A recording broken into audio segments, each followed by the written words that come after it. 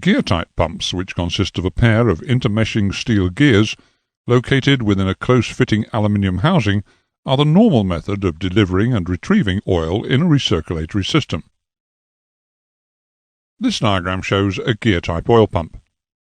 When the gears are rotated, oil is drawn into the pump, carried round by the teeth, and delivered at the outlet. The oil pumps, both pressure and scavenge, are fitted on the accessory housing. The oil pumps are fitted within an oil pump pack, which consists normally of one pressure pump and perhaps as many as 7 scavenge pumps. Having several scavenge pumps ensures that the lubrication system remains a dry sump system. Oil coolers can be either air-cooled or fuel-cooled. We've seen that some engines use both systems. If an engine does use both air and fuel to cool the oil temperature can be monitored electronically, and the air cooler switched in only when it's deemed necessary. The oil temperature is maintained at a value which helps to improve the thermal efficiency of the engine. Whether it is fuel-cooled or air-cooled, the oil cooler is basically a radiator, which exchanges heat from one medium to another. The oil cooler consists of a matrix assembly, which is partitioned by baffle plates. The baffle plates ensure that the oil takes the longest path through the matrix, and it thus gains maximum benefit from the cooling effect of the fuel flowing through the tubes within the matrix. The fuel-cooled oil cooler has a double benefit. The fuel in the aircraft wing tanks is invariably very cold, and requires warming up before it gets to the fuel filter. The oil is hot and requires cooling. This device allows both requirements to be carried out within it, a rare chance of achieving 2 for the price of 1.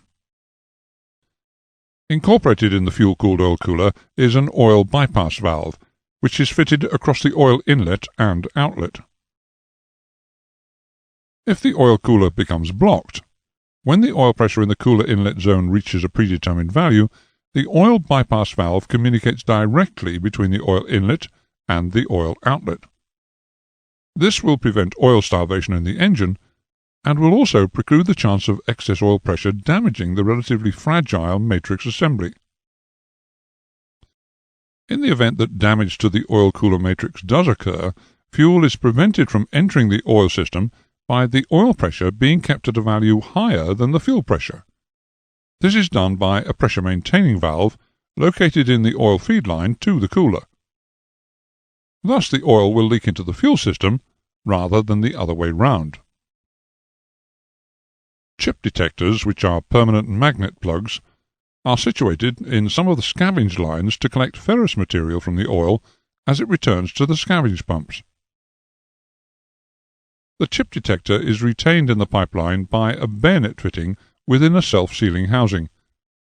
The fact that the valve housing is self-sealing means that the detector can be removed without any loss of oil. Contamination of the magnet by iron filings is illustrated here. This type of contamination can be taken as evidence of impending failure in the bearing chamber, which is being monitored by that particular chip detector.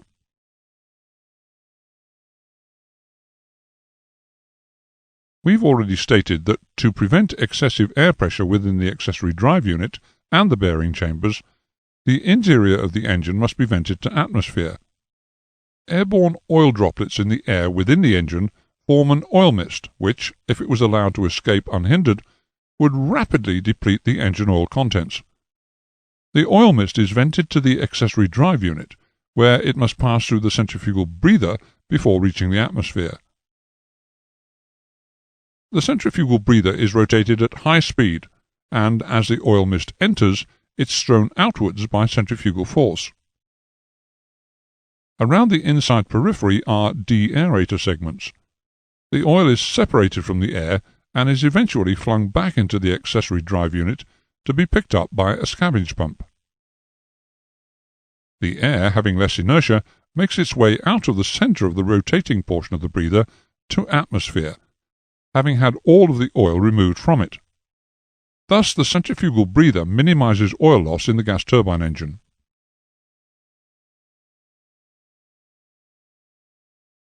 To facilitate the oil's task of cleaning, a number of filters and strainers are positioned within the lubrication system. The filters and strainers prevent debris and foreign matter from being continuously circulated around with the oil. As we described earlier, the oil is drawn from the oil tank through a suction filter before it goes into the pressure pump. The suction filter takes the form of a coarse strainer, which prevents debris being drawn into the pump and damaging it. At the outlet of the pressure pump, a pressure filter is fitted. This is a very fine mesh filter, which will retain any small particles which might block the oil feed jets.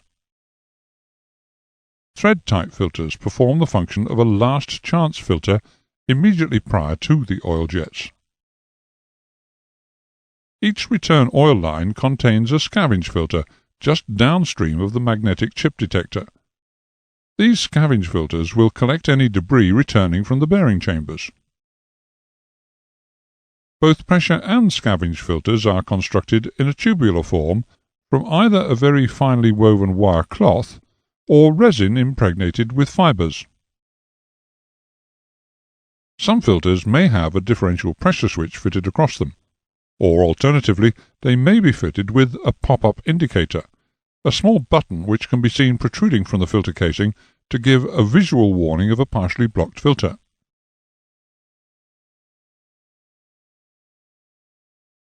Gas turbine engine oils must have a high enough viscosity for good load carrying capacity, but they must also have a sufficiently low viscosity to ensure a good flow of oil at low temperatures, as would be the case, for instance, when starting after a prolonged cold soak. Early gas turbine engines used the same oils as had been used in petrol engines for years. These oils were mineral-based. It was found that under the higher temperatures and speeds at which gas turbine engines operated, mineral oils burnt, scummed, and oxidized. To attain the properties mentioned at the beginning of this lesson, synthetic oils were developed. Synthetic oils have the following qualities: low volatility to prevent evaporation at high altitudes, a high flash point which will prevent the lubricant igniting at high temperature points within the engine, such as at the turbine bearings, a high film strength which gives the oil molecules the ability to stick together under compression loads and adhere to surfaces under centrifugal loads, a wide temperature range. Most gas turbine lubricating oils have a temperature range of minus 45 degrees Celsius to plus 115 degrees Celsius. A low viscosity, which increases the ability of the oil to flow under low temperature conditions. A high viscosity index, which is an indication of how well the oil retains its viscosity when heated to its operating temperature. Low viscosity oils can be used in gas turbine engines because of the absence of reciprocating parts and heavy-duty gearing.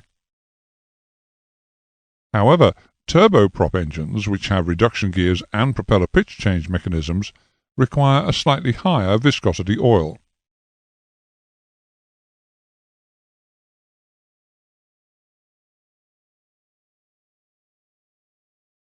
Gas turbine engines are invariably dry sump engines. The oil level of a dry sump engine should be checked immediately after engine shutdown, or at least within a specified time after engine shutdown. This concludes the lesson on lubrication.